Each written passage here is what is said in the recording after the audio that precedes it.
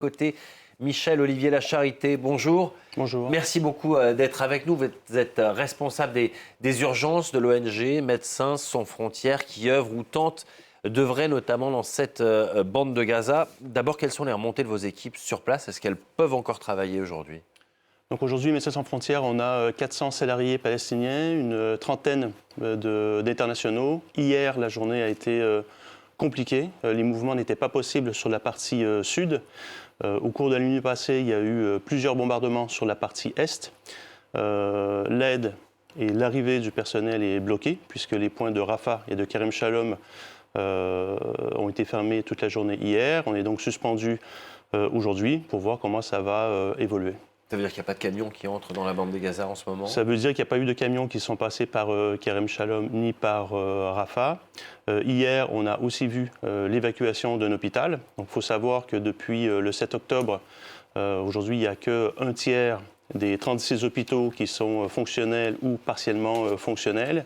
Et hier, il y a cet hôpital, Al-Najjar, dans lequel il y avait une centaine de blessés, de malades, qui a dû être évacués. Donc, on est extrêmement préoccupés donc avec cette avancée, avec une population, donc plus de 1 million de personnes. On a du mal à croire ou à imaginer comment elle peut se déplacer alors qu'elle est fatiguée, qu'il n'y a pas de système d'eau, qu'il n'y a pas d'abri, qu'on est sur un endroit dévasté. Et le fait unique, c'est que au cours des derniers mois, ils ont été poussés vers un endroit qui n'avait pas été attaqués ou rasés. Et là, on leur demande de repartir Rafah, sur des gravats. Exactement. Voilà. Ils sont à Rafah et on leur demande de remonter sur des gravats où il peut y avoir des engins non explosés. Donc, c'est extrêmement dangereux. Et surtout, où il n'y a pas d'infrastructure. On a parlé des risques de famine ces derniers mois. C'est un sujet qui a été peu abordé récemment. On a diffusé des reportages de ces Palestiniens qui en étaient réduits à faire du thé avec du foin, à manger des cactus. On parlait de risque de famine. Est-ce que c'est toujours le cas alors qu'il y avait eu des camions d'aide humanitaire qui avaient franchi les différents points de passage et des largages aussi par les airs ces dernières semaines? Il y a bien sûr cette discussion éternelle sur le nombre de camions. Donc aujourd'hui, il y a des camions qui ont passé et ça s'est légèrement amélioré. En revanche, il faut savoir que c'est la première fois depuis les 36 dernières années que Médecins sans frontières, où on est présent, qu'on observe des cas de malnutrition. L'Organisation mondiale de la santé rapporte environ une cinquantaine d'admissions chaque semaine dans leur centre. Et ça, c'est une vision partielle. Et s'agissant de la partie au nord, Gaza, la question, ce n'est pas tant les camions qui entrent dans Gaza, mais ce qu'on appelle le dernier mille et comment on arrive à acheminer cette nourriture à ces endroits. C'est ça, comment ça se passe le dernier kilomètre? Parce qu'on voit beaucoup ces images de camions qui parviennent à entrer, mais la suite, c'est quoi? Comment se passe le process? Vous n'avez pas d'autre choix que de négocier avec les autorités en place. Les seuls ersatz d'autorité, c'est le Hamas sur place. On discute avec... la principale négociation aujourd'hui se fait pour avoir et obtenir l'autorisation de traverser. Donc aujourd'hui, c'est quand même l'armée israélienne qui contrôle le territoire. Au mois de mars, par exemple, seulement 50% des camions pour lesquels les Nations Unies ont fait une demande pour traverser ont été autorisés. Donc ce n'est pas tant d'avoir les camions dans la ville de Rafah, mais d'être capable de les acheminer. Donc ça, pour moi, c'est le premier élément.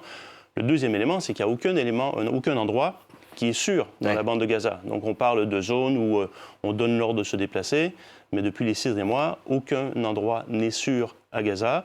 Et puis, chaque jour, au cours des dernières semaines, où on était plutôt sur un moment qui n'est pas un moment de forte intensité, les autorités du ministère de la Santé dénombrent 50 morts tous les jours, essentiellement des civils. Donc aujourd'hui, d'être capable de travailler dans ces conditions et de faire des distributions de tentes, de vivres et de travailler, c'est extrêmement difficile. C'est d'ailleurs pour ça que Médecins sans frontières, on appelle à un cessez-le-feu, d'une part pour arrêter ce carnage, mais aussi pour être capable de travailler et de mettre en place des secours humanitaires. Il y a cette question de barges, de ports flottants déployés par les États-Unis. Washington affirme que c'est peut-être une question de jours, ça dépend des conditions météo. Est-ce que ça va vraiment aider? Est-ce que ce sera suffisant? En tout cas, c'est un choix qui est surprenant. On annonce que le coût de cette plateforme est autour de 300 millions. Donc 300 millions d'euros, on aurait plutôt dû acheter la nourriture. Il y a des routes. C'est un choix politique qui nous laisse penser que c'est plutôt de la poudre aux yeux, un écran de fumée pour nous dire bien sûr qu'il y a des efforts qui sont faits. En revanche, il n'y a pas de guerre humanitaire à Gaza. Ce n'est pas possible. Donc, même s'il y a un quai, même si on met en scène ces camions et puis l'ouverture de ces différents points d'entrée sur Gaza, aujourd'hui, la situation reste catastrophique pour la population gazaoui. Et il y a l'urgence absolue, tout de suite, nourrir ces milliers de personnes qui peuvent mourir de faim. Et puis, il va y avoir une urgence sur le très long terme ensuite. Ça, c'est déjà prêt ou on ne peut même pas encore y penser tellement l'urgence est importante maintenant?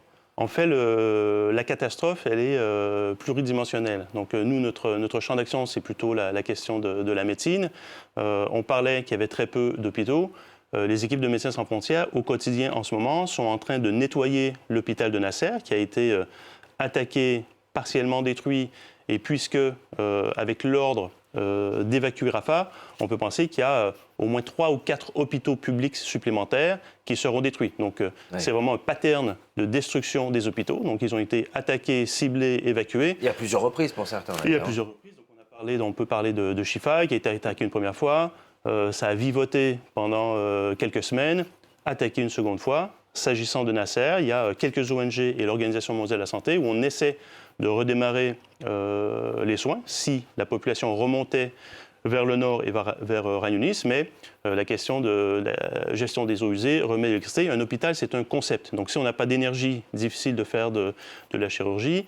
Si on n'a pas des eaux usées ou un système d'évacuation, c'est pas possible d'y travailler. Et il y a la question de la sécurité. L'enceinte a été attaquée à plusieurs reprises, trouée, donc même pour organiser la sécurité, c'est compliqué. Donc de penser qu'on est capable de déplacer des dispositifs de soins en 48 heures, comme on essaie de le décrire, il y a une guerre humanitaire, on n'a qu'à bouger, c'est complètement impossible. Donc il faut vraiment se mobiliser et appeler à l'arrêt de cette offensive sur Rafah. Et pendant ce temps-là, dans les rares hôpitaux qui tentent de fonctionner encore, on meurt pour des choses qui sont presque bénignes, qu'on pourrait soigner avec une médecine d'urgence si on avait le matériel et le personnel? En fait, c'est vraiment le manque de lits qui est le vrai problème. Avant le début du conflit, on parlait de 3500 lits d'hôpitaux. Aujourd'hui, il y a environ 700 lits qui restent du ministère de la Santé et 400 lits qui ont été mis en place avec l'aide d'hôpitaux de campagne qui sont organisés soit par des États, soit par des ONG. Mais cette pénurie de lits, où on pense qu'il y a environ 5000 personnes qui auraient besoin d'être hospitalisées, qu'est-ce qui se passe? C'est que la personne elle est admise aux urgences. On lui fait un pansement. On la fait passer au bloc, peut-être qu'on lui sauve la vie, mais après quelques jours, on va lui demander de rentrer à la maison, avec une plaie qui va peut-être s'infecter, avec l'incapacité de faire un suivi correct dans la durée. Donc, qu'est-ce qui va se passer? Cette personne risque de s'infecter, ne sera pas suivie, on va peut-être l'amputer. Donc, ça, c'est le cas des blessés. On peut parler aussi de l'obstétrique et des femmes qui vont accoucher, où elles viennent accoucher si elles ont des complications. On les sort de l'hôpital très rapidement parce qu'il y a vraiment cette pénurie de lits sur Rafah et a fortiori sur tout le nord de la bande de Gaza. Merci beaucoup d'avoir accepté notre invitation ce matin pour témoigner. Michel Olivier, La Charité.